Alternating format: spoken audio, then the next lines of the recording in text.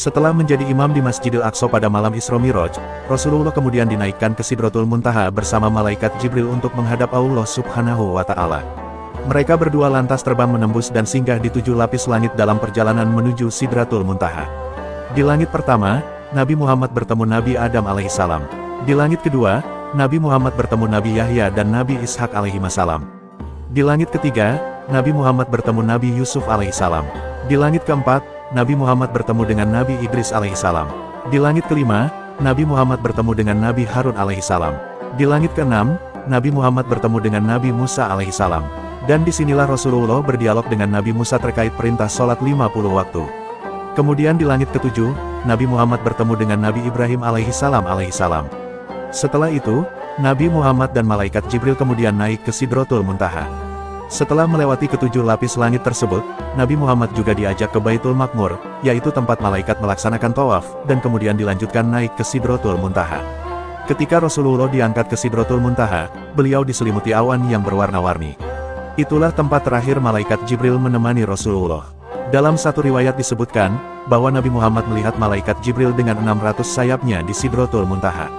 Setiap sayapnya menutupi ufuk langit, dan dari sayap-sayapnya berjatuhan permata dan yakut serta lain-lainnya yang hanya Allah yang mengetahuinya. Kemudian Nabi diangkat ke tempat sangat tinggi hingga beliau mendengar suara goretan al-qalam atau pena yang menulis segala apa yang ada di alam semesta. Kemudian, barulah Rasulullah bertemu dengan Allah Azza wa Jalla tanpa ditemani malaikat Jibril. Beliau kemudian menerima perintah sholat dari Allah Subhanahu wa Ta'ala.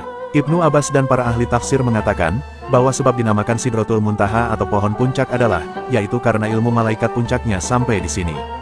Jadi, tidak ada yang bisa melewatinya kecuali hanya Rasulullah Shallallahu Alaihi Wasallam. Dinamakan Sidratul Muntaha adalah, yaitu karena semua ketetapan Allah yang turun itu pangkalnya dari sana dan semua yang naik dan ujungnya ada di sana. Nabi Muhammad bersabda, "Aku melihat Sidratul Muntaha di langit ketujuh. Buahnya seperti kendi daerah Hajar, dan daunnya seperti telinga gajah. Dari akarnya keluar 2 sungai luar dan 2 sungai dalam." Kemudian aku bertanya, "Wahai Jibril, apakah keduanya ini?" Dia menjawab, "Adapun 2 yang dalam itu ada di surga, sedangkan 2 yang di luar itu adalah Nil dan Efrat."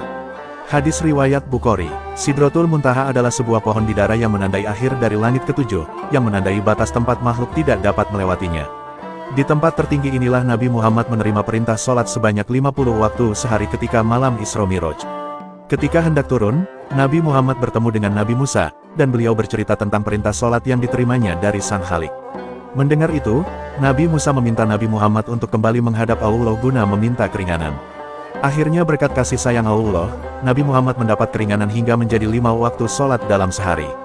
Sidratul Muntaha adalah sebuah tempat terakhir dari perjalanan Nabi Muhammad dalam peristiwa Isra Miraj. Tidak ada satu makhluk pun yang pernah sampai ke Sidratul Muntaha kecuali Nabi Muhammad Shallallahu Alaihi Wasallam.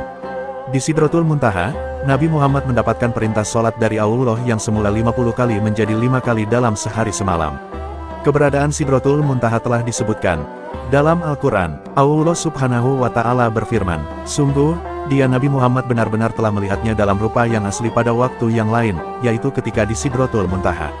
Di dekatnya ada surga tempat tinggal." Nabi Muhammad melihat Jibril ketika Sidratul Muntaha dilingkupi oleh sesuatu yang melingkupinya. Penglihatan Nabi Muhammad tidak menyimpang dan tidak melampaui apa yang dilihatnya. Quran Surah An-Najm ayat 13-15. Saat Isra Miraj dahulu Nabi Muhammad diajak bercakap-cakap oleh Allah Subhanahu wa Ta'ala.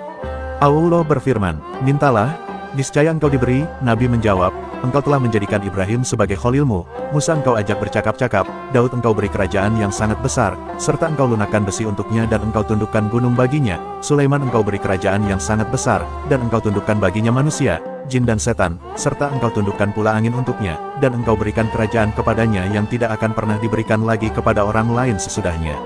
Isa engkau ajari kitab Taurat dan Injil, dan engkau berikan kemampuan kepadanya untuk menyembuhkan penyakit kusta, belang, dan menghidupkan orang yang sudah mati dengan izinmu, dan engkau lindungi dia dan ibunya dari setan yang terkutuk, sehingga setan tidak berdaya menjerumuskan mereka."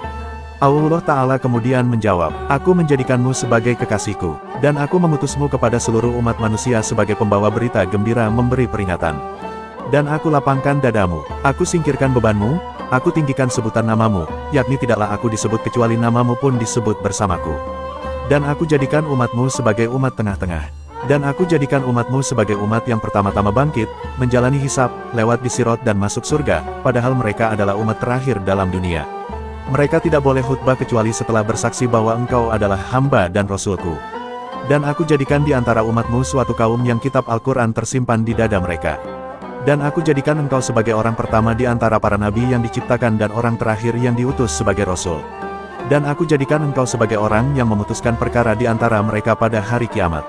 Dan aku berikan engkau 7 ayat yang dibaca berulang-ulang yang tidak pernah aku berikan kepada orang lain sebelummu. Dan aku berikan engkau penutup surah Al-Baqarah yang berasal dari bawah arsy, yang belum pernah aku berikan kepada seorang nabi pun sebelummu. Aku beri engkau telaga Kausar. Dan aku beri engkau 8 macam, yaitu Islam, hijrah, jihad, sedekah, sholat, puasa Ramadan, amar ma'ruf dan nahi munkar.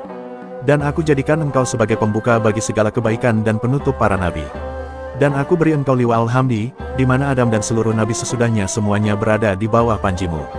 Dan sejak menciptakan langit dan bumi, aku telah mewajibkan atasmu dan atas seluruh umatmu 50 sholat setiap hari dan malam. Maka kerjakanlah sholat itu olehmu dan umatmu. Kemudian Rasulullah berulang-ulang memohonkan keringanan sholat tersebut hingga akhirnya dikurangi menjadi hanya 5 kali dalam sehari semalam. Lantas Allah Ta'ala berfirman, "Wahai Muhammad, itu adalah 5 sholat setiap hari dan malam, yaitu setiap satu sholat sama dengan 10 sehingga semua menjadi 50, tidak ada perubahan dan penghapusan pada ketentuanku.